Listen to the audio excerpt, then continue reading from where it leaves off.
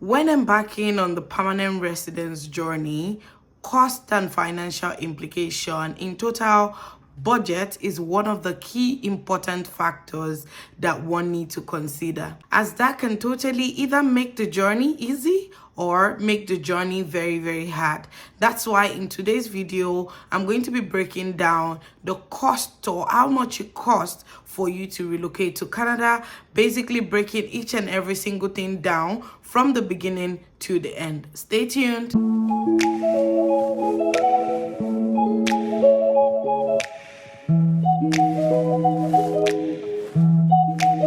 Hi guys, welcome back to my YouTube channel. My name is Suleeha. I'm a Nigerian YouTuber residing in Ontario, Canada. My content spins towards lifestyle, daily vlogs, and immigration talks. If my content interests you, please feel free to stick around, like, subscribe, and share my video so that it can reach a larger audience, and also so that you can join the growing family. Thank you. A lot of people that I speak to when it comes to relocating to Canada do not really seem to factor in how much they are going to be spending on the journey, or basically they don't critically analyze how much they think they would be spending on the journey.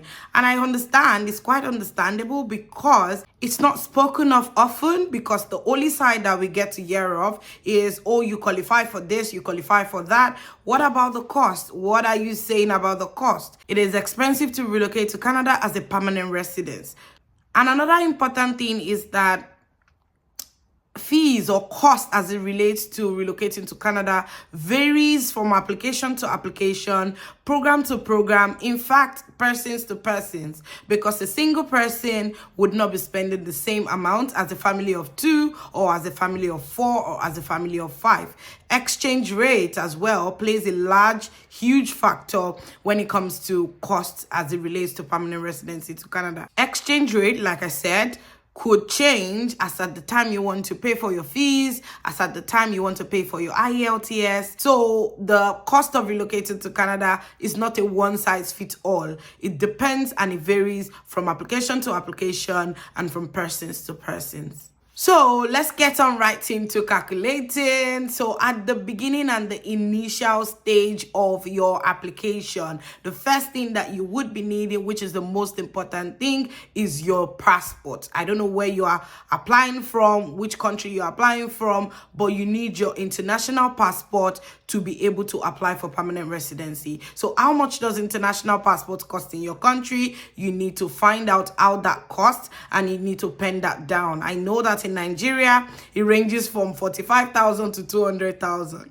Basically, it depends on how fast you want your passport, but the official rate, if you go online, the official rate should not pass 25,000. A lot of people go from, giving someone to help them fast track it, finding someone to help them process it faster, and then they get to pay more. But, pending it down shouldn't be from 25,000 to 35,000. So once your passport is sorted, the next thing that you want to look into is your IELTS and your evaluation.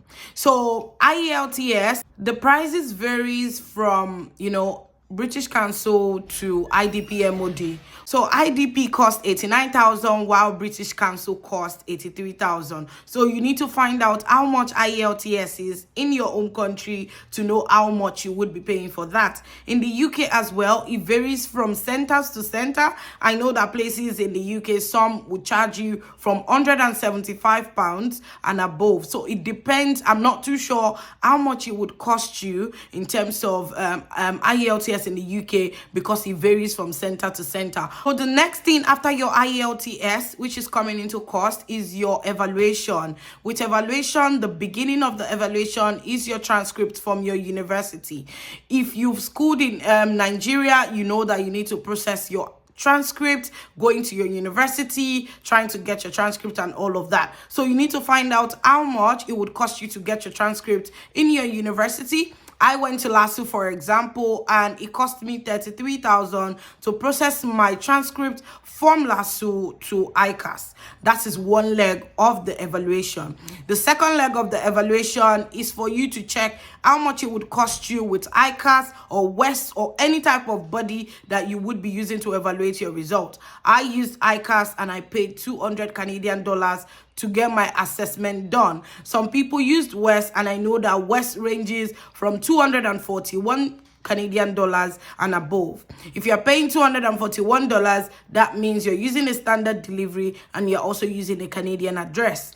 If you're not using a Canadian address, you're using a Nigerian address, your delivery fee would be expensive. So it varies from 241 Canadian dollars and above. And like I said, it varies from the body that you would be using. Depending on how much the body that you would be using would cost, that would determine how much your evaluation would be. You've done your IELTS calculation and you've done your ECA calculation. You get to take a break from that because, of course, you're waiting to be picked in the pool. Immediately you are picked in the pool, every other thing follows. The first thing that you would want to do is your medicals, your upfront medicals. If you are in Nigeria, we have two hospitals that do the medicals in Nigeria, which is IOM and Q Life. So for IOM, it costs around 46,500 for IOM, and I'm pretty sure that for Q Life is around 47,000. Or you need to find out how much it costs, because as of today, when I checked, Q Life was around 47,000 and some change, while IUM is around 46,000. So you need to check and confirm how much it would cost you to do your medicals around where you are or whichever country that you are in at the moment. And if you are presently in the UK, I know that it ranges from £360 to £400. So it depends on location to location, physician to physician. So you need to find out which one would be between your medicals and how much it would cost you to do your medical. So the next thing after that, after you've done your medicals, you want to take your digital photo. You need to go to a licensed photographer that has an address and that can actually capture the actual size of the digital photo that IRCC has requested. Passport ranges from 3,000 naira to 3,005, and if you have somebody that can do it for free for you, that takes that off your budget. In the UK, I know that for a single person, it costs you £15 to be able to take your passport. I don't know how much it costs in any other part of the world, but I know that taking a passport is also one of the budgets you need to factor into your lists. Another thing that follows after your digital photo, you need to also make sure that you do your police character. Your police character depends on wherever you are in the world, how many countries you've stayed, while how many countries you've used more than 6 months in. So for Nigeria, for example, right now, to get your police character certificate done, it would cost you 45,000 naira to 50,000 naira at most. And if you're in the UK, if you're using a fast track, it would cost you £90 to do your police character in the UK. I don't know how much it would cost in other parts of the world. You need to find out how much it would cost to get a police character check. Another thing that is the most important thing is also your settlement fund, which is your POF. So one thing about POF that I would like to say is very recently, or year to year, time to time, Canada increases proof of funds for each and every person in the pool. So when they increase the proof of funds, profiles that are already waiting to be picked immediately gets ineligible, because once your profile becomes ineligible, it is due to the fact that something is wrong, or say for example you've fallen short of the eligibility that is required of you. So time to time, year to year, you need to follow through and you need to make sure that you know that have they increased the proof of funds, and you need to immediately update your proof of fund. So Canada recently increased the POF, so you would need to check online as well. I will try my best to put it here as well for you to know how much it would cost for your POF. They recently increased the POF, and all profiles that were in the pool that did not meet up to the POF immediately fall short of the eligibility requirement. So if you're already in the pool and you have already created your account, you've already imputed a POF, possibly the old POF, and you keep finding out that your profile is ineligible or you're doing something wrong, you need to check if you've updated your POF to the new POF that has just been announced by IRCC. That's that about POF, and you need to note that down on your list to see how much it would cost and how many family or how large is your family basically.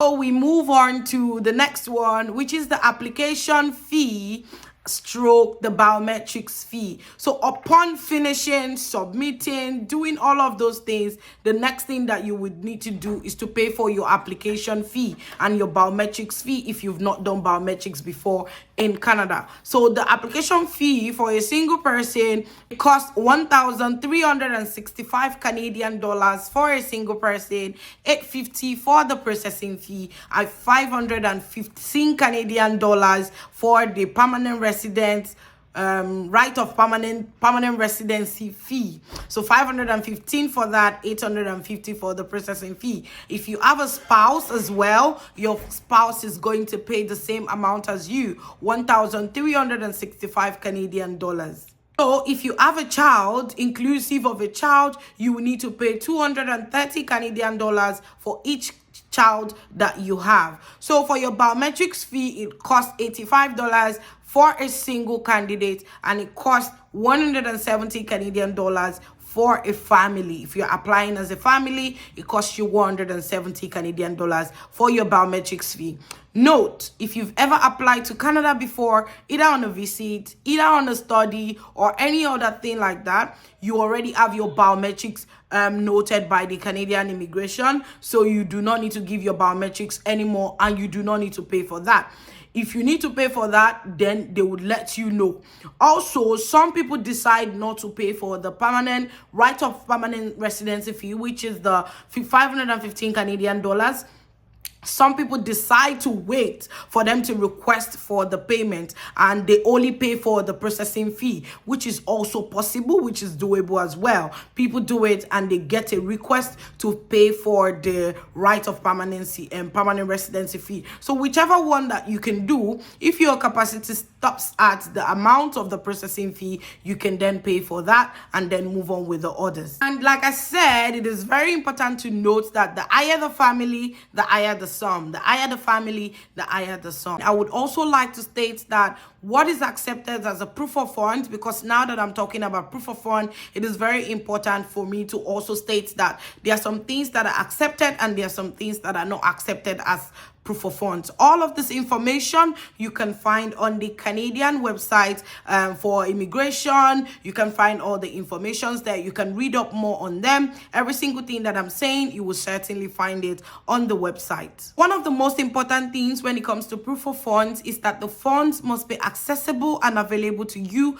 at the beginning to the end of your permanent residency journey. A lot of people say that, oh, I kept the proof of fund, I borrowed money from someone, I kept the proof of fund in my account, I removed it almost immediately. Yes, some people do it and they get lucky, while some people, they don't get so lucky. And like I always say, no two applications are the same. Do not risk your own application on in the name of A did this and I am B, it should work for me. Sometimes not. It doesn't work that way. So I'll move on to what is acceptable and what is not acceptable as proof of fund. So one thing that is not acceptable, you cannot use equity or real property as a proof of fund. It is not allowed because those things are not accessible and available to you as at that time that you are applying or as at the time that you are landing. The other thing that they say is you cannot borrow money. You cannot borrow money to use as your proof of funds. It is not allowed. Canada, do not want anyone to come into the country and come and burden them. So it states on their website that you cannot borrow money from another person to use as your proof of funds. It is not allowed. So another thing that is also allowed is that if you and your partner are on this journey together, whether it's your girlfriend or whether it's your wife or your husband, you can use the account or the money that that is in your husband's account, regardless of the fact that it's not your name that's on the account, or the money does not necessarily need to be in your own account before you can show that you are capable of having the proof of funds. So you can get your husband to print his bank statement and also get a reference from his bank.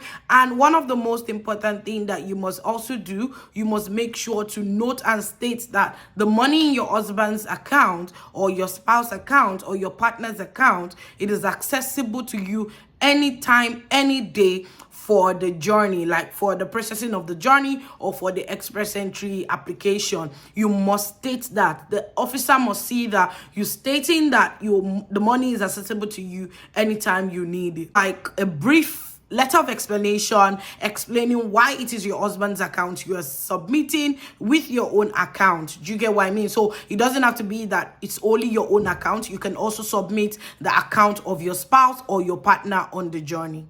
So lastly, the most important one is that the money must be accessible and available upon the time that you are landing in Canada. A lot of people get stopped at the point of entry to say that I wasn't asked. Of course, I was just asked if I was bringing over $10,000 into Canada. But a lot of people get stopped at the point of entry and they are being asked how much. Where is your POF? Can I cite your POF? Where is your bank account? They get stopped at the point of entry, and the officer at the visa, the officer at the point of entry, as the liberty, is allowed to ask you to please provide your proof of fund as at the time that you are landing and at the point of entry. So just know that the money must be available even as at the time that you've gotten your PR and as the time that you are landing in Canada as a permanent resident in Canada. So there are some instances where you do not absolutely need to use your POF. You don't need a POF. You don't need to show proof that you need to show proof to the IRCC that you have a POF. The first one is if you are in Canada already, you've lived in Canada, you are applying under the Canadian Experience class, you do not need to show proof. The other thing is if you have a valid job offer,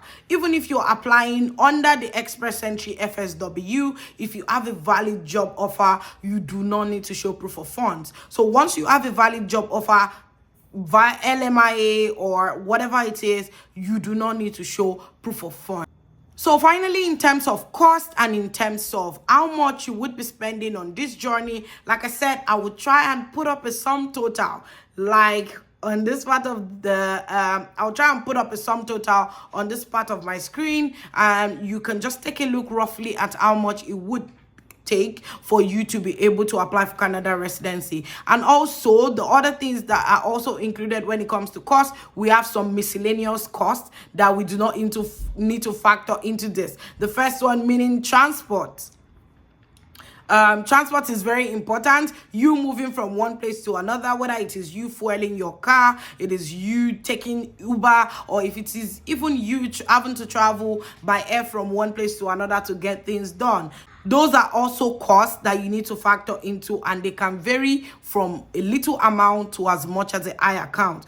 The other miscellaneous cost is if you don't pass your IELTS at the first instance, you would need to do it all over and all over and all over. So depending on the time that you pass your IELTS, depending on when the amount that you use will stop. So if you are writing your IELTS times 5, you know the drill, you calculate 89,000 times 5, which I don't pray for anyone to do. So that's that. Another thing under the miscellaneous. For example, as well, some people decide to take another English test, whether it is going through a little bit of training or whether it is just paying for the exam directly. You would need to spend some form of money. And also, I've heard that the French exam is not cheap. It is also very expensive. Ranges from 200,000 depending on where you do the test and also how far you go with the training. Decide to do some short courses, and sometimes a lot of people decide to go ahead and do their masters. If you are doing your masters, you calculate that times the amount that you need to pay for your master's degree, or even if it's a short diploma courses to augment with your BSc or your first degree, you would need to pay for that as well. So sometimes that's another factor that you would need to put in place. And as well, if you're applying under the PMP, some provinces require you to pay when you get the nomination, you need to pay for that. So, and it ranges from provinces to province. Some provinces are free, while some you would need to pay for them. It is not free. Those are also miscellaneous costs that you need to factor into the journey. So finally, and in conclusion, what I would just say is that the journey in terms of cost and budgeting varies from persons to persons, program to program, application to application. It's not a marathon, or I would say that it's a marathon, not a sprint. Yeah, it's a marathon, not a sprint. No two applications are the same. Take your time, take the cost as it comes. And very importantly, once you start, you know what your capacity or capability can take next. Once you start the journey, you know that this is how much I can afford at this time, and this is how much I cannot afford at this time. Don't look at how far someone is going to be able to, push yourself to get to where they are, but you know that at the moment you are not financially buoyant to get to where they are, so you take it at a step at a time. So if you feel like you need to get everything done at the time, if you have the money, go for it. But if you feel like you do not have the money, you want to take it at a step at a time, save, pick one and get it out of the way. Save, pick one and get it out of the way. So that's just all about cost. I will try as much as possible to make like a rough estimate considering my own journey, but times have changed. Amount is different, exchange rate is higher, but I'll do my best to, put down a sum technically and tentatively down so that you have a rough idea of how much you would spend. So in actual sense, the basic amount that would get you into Canada, I would be able to give it to you right on the screen at the end of this video. So guys, that brings me to the end of this video. Thank you so much if you've been able to stick around to the end. Thank you so much for watching. I really appreciate you sticking by all the time. I'll see you guys back in my next video. Bye.